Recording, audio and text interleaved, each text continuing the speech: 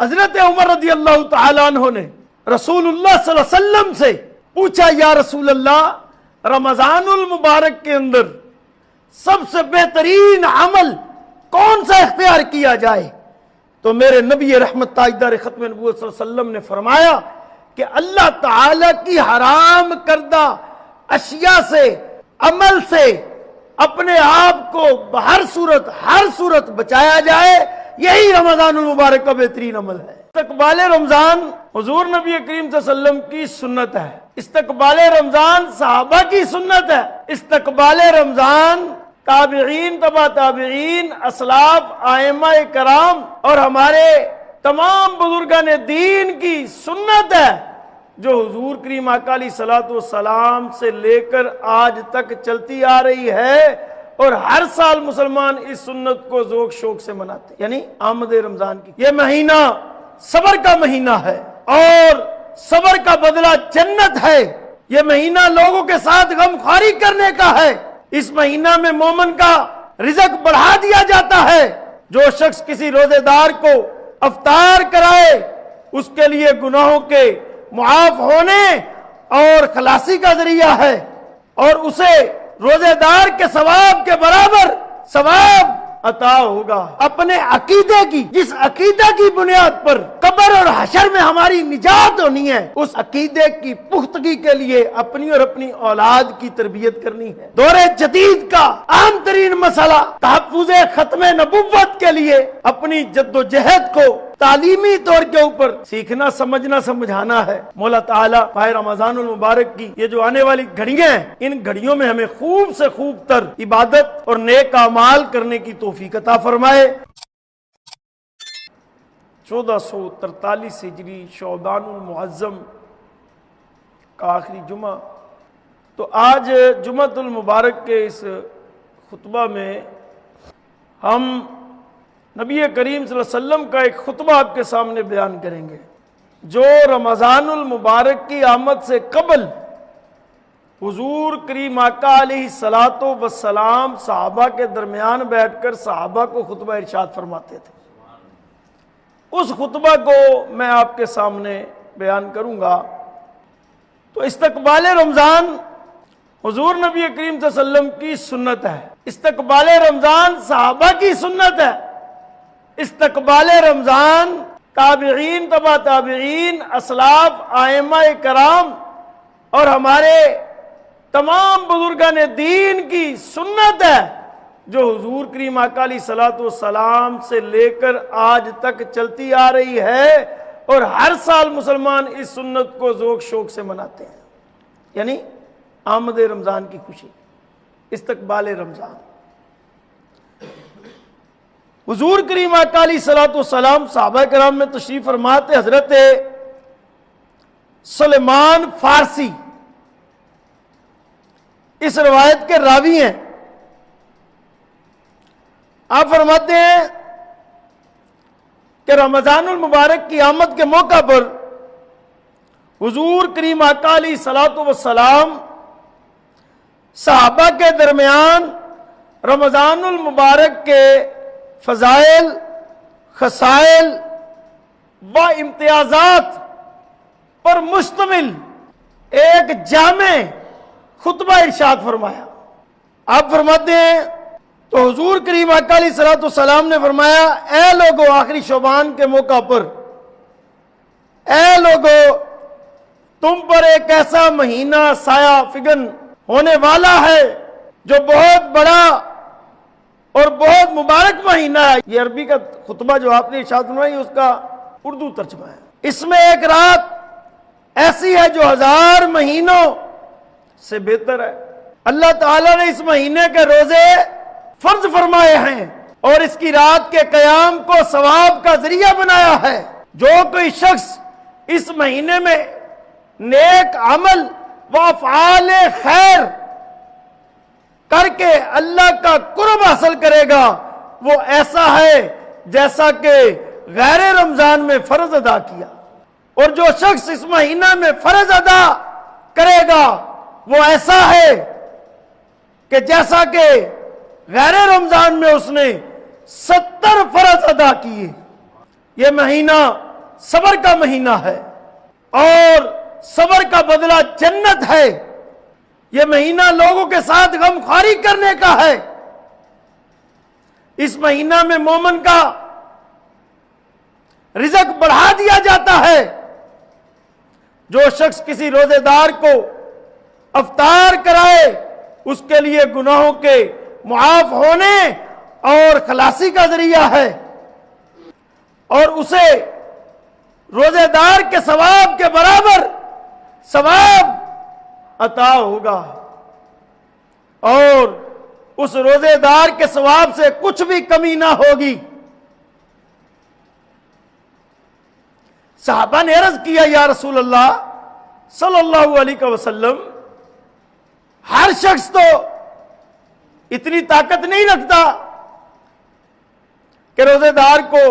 افطار کرائے۔ تو آپ کریم آقا علیہ الصلوۃ والسلام تاجدار ختم نبوت صلی اللہ علیہ وسلم نے ارشاد فرمایا، یہ ثواب پیٹ بھر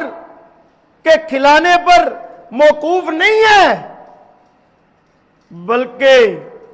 کوئی بندہ اگر ایک کھجور سے افطار کرا دے یا ایک گھونٹ پانی سے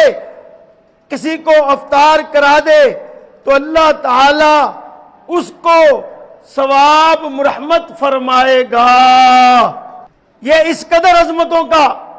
حامل مہینہ ہے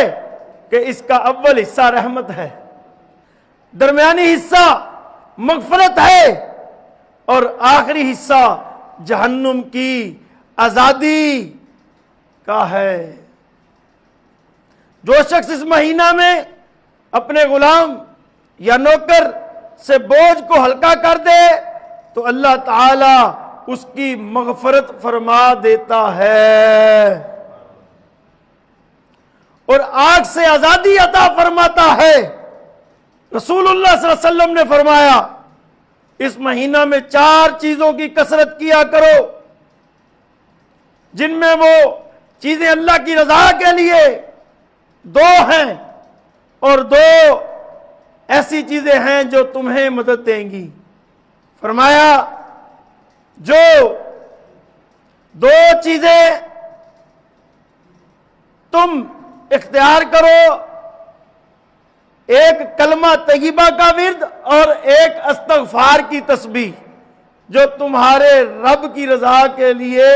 اس کے قرب کے لیے، اور تمہارا رب تم سے پھر راضی ہو جائے گا۔ فرمایا دوسری 2 چیزیں یہ ہیں کہ جنت کی طلب کرو اور جہنم سے پناہ مانگو۔ جو شخص کسی روزہ دار کو پانی پلائے، حق تعالی جل شانہ قیامت کے دن میرے حوض سے اس کو ایسا پانی پلائے گا کہ اس کو جنت میں جانے تک پیاس نہیں لگے گی۔ اب آپ اندازہ لگائیں کہ رسول اللہ صلی اللہ علیہ وسلم نے رمضان المبارک کی آمد سے قبل جو خطبہ ارشاد فرمایا، جو آپ نے سماعت کیا، کس طرح آپ رمضان المبارک کی تیاری فرماتے اور پھر تلقین بھی فرماتے، آگے تعلیم بھی فرماتے۔ اور دوسری ایک روایت میں حضرت ابو ہریرہ رضی اللہ تعالی عنہ فرماتے ہیں کہ نبی کریم صلی اللہ علیہ وسلم نے فرمایا، جب یہ رمضان المبارک پیارا مہینہ کی پہلی شب آتی ہے تو اللہ تعالی تمام تر سرکش شیاطین و جنات کو زنجیروں میں جکڑنے کا حکم دے دیتا ہے، اور جب تک مہینہ ختم نہ ہو جائے انہیں آزادی نہیں ملتی، اور اس مبارک مہینہ میں جہنم کے سارے دروازے بند کر دیے جاتے ہیں اور جنت کے تمام تر دروازے کھول دیے جاتے ہیں، ان میں کوئی دروازہ بھی بند نہیں کیا جاتا۔ اللہ تعالی کی جانب سے یہ اعلان ہوتا ہے کہ اے خیر کے متلاشیوں اور رحمت کے طلبگاروں، اللہ تعالی کی رحمت جوش میں ہے، نیکی کے اعمال کرو اور بارگاہ رب العزت میں اس کے مقرب بن کر جنت کے حقدار بن جاؤ۔ حضرت ابو ہریرہ رضی اللہ تعالیٰ عنہ فرماتے ہیں کہ رسول اللہ صلی اللہ علیہ وسلم نے مزید فرمایا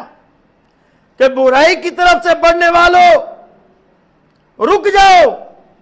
توبہ کرو اور اپنے گناہوں پر ندامت کے آنسو بہاؤ اور اپنے آپ کو جہنم سے آزاد کرنے والوں میں شمار کر لو کہ اللہ تبارک و تعالی کی جانب سے جہنم کی آزادی کا پروانہ جاری ہونے والا ہے۔ حضرت عمر رضی اللہ تعالیٰ عنہ نے رسول اللہ صلی اللہ علیہ وسلم سے پوچھا، یا رسول اللہ، رمضان المبارک کے اندر سب سے بہترین عمل کون سا اختیار کیا جائے؟ تو میرے نبی رحمت تاجدار ختم نبوت صلی اللہ علیہ وسلم نے فرمایا کہ اللہ تعالی کی حرام کردہ اشیاء سے، عمل سے اپنے آپ کو ہر صورت بچایا جائے، یہی رمضان المبارک کا بہترین عمل ہے۔ اب اس عمل کے اندر ہر وہ شے آ جائے گی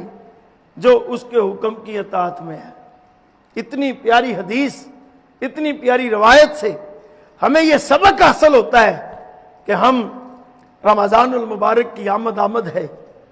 ہم اس میں اپنی زندگی کا بہترین جو وقت ہے، جو یہ 30 دن ہیں، ان کو اپنے معمولات کا ایک شیڈول مرتب کر لیں، ایک جدول بنا لیں، ایک روٹین بنا لیں کہ جو تراویح کا اہتمام کرنا ہے، قرآن مجید کی تلاوت کا اہتمام کرنا ہے، صدقہ و خیرات، زکوٰۃ، عطیات جو بھی حسب استطاعت ہے اس کو اختیار کرنا ہے، اپنے اہل و عیال کی، اپنی بھی شرعی تعلیمات کی کوشش کرتے ہوئے عمل کرنا ہے، سیکھنا ہے، سکھانا ہے اور پھر آگے پہنچانا ہے۔ اپنے عقیدے کی، جس عقیدہ کی بنیاد پر قبر اور حشر میں ہماری نجات ہونی ہے، اس عقیدے کی پختگی کے لیے اپنی اور اپنی اولاد کی تربیت کرنی ہے۔ دور جدید کا اہم ترین مسئلہ تحفظ ختم نبوت کے لیے اپنی جد و جہد کو تعلیمی طور کے اوپر سیکھنا، سمجھنا، سمجھانا ہے۔ اور پہلے عشرے میں، دوسرے عشرے میں اور تیسرے عشرے میں ہم نے رمضان المبارک کے اندر جو اعمال صالحہ ہیں، اعمال خیر ہیں، ان کو زیادہ سے زیادہ اختیار کر کے یہ 1443 ہجری کا رمضان المبارک اپنے لیے کل محشر میں شفاعت کا ایک گواہ بنانا ہے کہ جب یہ رمضان محشر میں اپنے اطاعت گزار کے لیے اللہ کی بارگاہ میں عرض کرے، مولا ہر سال یہ میرا بڑا اہتمام کرتا تھا، ہر سال یہ میرا استقبال بھی کرتا تھا، اس میں عبادتوں کا بھی اہتمام کرتا تھا اور اس کے جانے کا بھی کم کرتا تھا، اور اس رمضان کی بدولت یا اللہ اس نے تیرے قرب کو پانے کے لیے اپنی بساط سے زیادہ محنت کی، کوشش کی۔ اور یہ رمضان تو جانتا ہوگا، کوئی اور جانے یا نہ جانے، رمضان کی وہ ساعتیں، وہ لمحات، وہ راتیں، وہ راتوں کا آپ کا قیام، قعود، روزے رکھنا، سحری کرنا، افطار کرنا، رمضان المبارک کے مہینے میں یہ کرامن کاتبین تو لکھیں گے نا کہ نہیں لکھیں گے؟ اعمال میں لکھا جائے گا۔ تو جب آپ کا بھرپور عمل ہوگا، نیت ہوگی، ارادہ ہوگا، تو انشاءاللہ جو میں نے آپ کو 2 خطبات حضور کے سنائے ہیں اور ان میں آپ کی ہدایات، آپ کے فرمان سنائے ہیں، تو انشاءاللہ پھر جنت کے حقداروں میں ہمارا بھی نام آ جائے گا۔ مولا تعالی ماہ رمضان المبارک کی یہ جو آنے والی گھڑیاں ہیں، ان گھڑیوں میں ہمیں خوب سے خوب تر عبادت اور نیک اعمال کرنے کی توفیق عطا فرمائے۔ الحمدللہ ہمارے اس مرکز اہل سنت میں ہر سال کی طرح روزانہ افطار کا دسترخوان لگے گا۔ آپ حضرات اہل علاقہ محلہ آپ سب اس میں ضرور بالضرور شرکت فرمایا کریں۔ آپ میں جو افطار کا اہتمام کرنا چاہے وہ بھی کر سکتا ہے، کوئی افطاری کرنے کے لیے آنا چاہے وہ بھی آ سکتا ہے، کوئی صرف آ کے تو کسی بھائی کو ایک گلاس پانی پلاتا ہے وہ بھی اس اجر میں شامل ہو جاتا ہے۔ تو کوشش کرنی چاہیے اللہ کے گھر میں افطار کا اہتمام ہوتا رہے اور یہ سلسلہ اللہ کے قرب کی طرف بڑھتا رہے۔ مجھے اللہ تعالیٰ اور آپ سب کو جو حق بیان ہوا اس پر عمل کرنے کی توفیق عطا فرمائے۔ وآخر دعوانا الحمدللہ رب العالمین۔